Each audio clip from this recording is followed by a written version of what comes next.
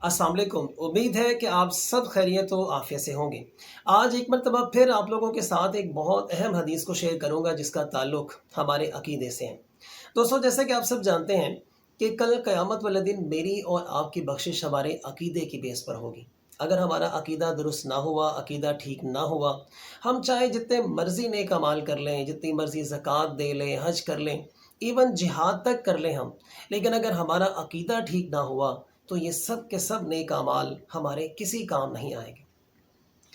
आज के जो हदीस आप लोगों के साथ शेयर कर रहा हूँ, मुस्लिम शरीफ की ये सही हदीस है जिसमें हजूर सल्लल्लाहु अलैहि वसल्लम ने कब्रों पर कुछ अमाल, कुछ काम करने से हमें मना फरमाया है।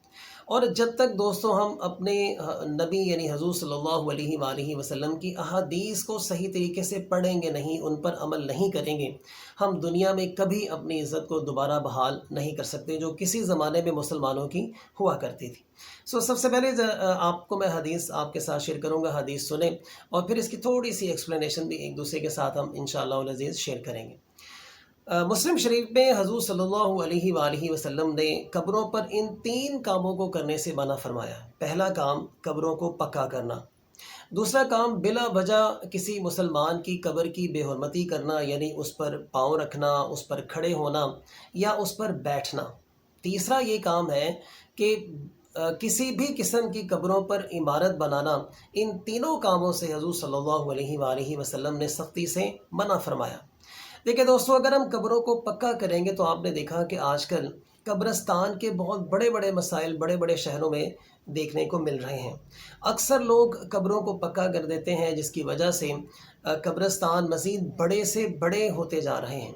अगर हम कच्ची कब्रें बनाएंगे यानी जस्ट मट्टी की कब्रें होंगी तो इससे ये होगा कि 3 से 4 साल के बाद, 5 साल के बाद जब एक नस्ल अपने लवाहिकीन की यानी अपने लोगों की कब्रों पर जाना बंद कर देती है तो उन्हीं कब्रों पर मज़ीद कब्रें जो हैं वो बनाई जाती हैं, जिससे मज़ीद कब्रिस्तान बड़े नहीं होते, बल्कि छोटे कब्रिस्तान में ही बहुत सारे जो मुर्दे हैं, बहुत सारी जो डेड बॉडीज़ हैं लोगों की, उनको वहाँ पर सेव किया जा सकता है।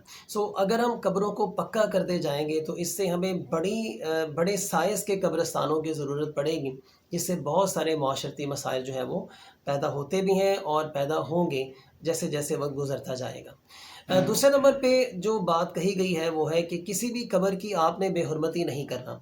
दोस्तों, जैसे एक इंसान जब ज़िंदा होता है तो तब हम उसकी रिस्पेक्ट करते हैं, इसी तरह जब उस इंसान को किसी जगह पर दफना दिया जाता है तो उसकी निशानी की भी हमने वैसे ही इज़्ज़त करनी है जैसे हम किसी ज़िंदा इंसान की इज़्ज़त करते हैं।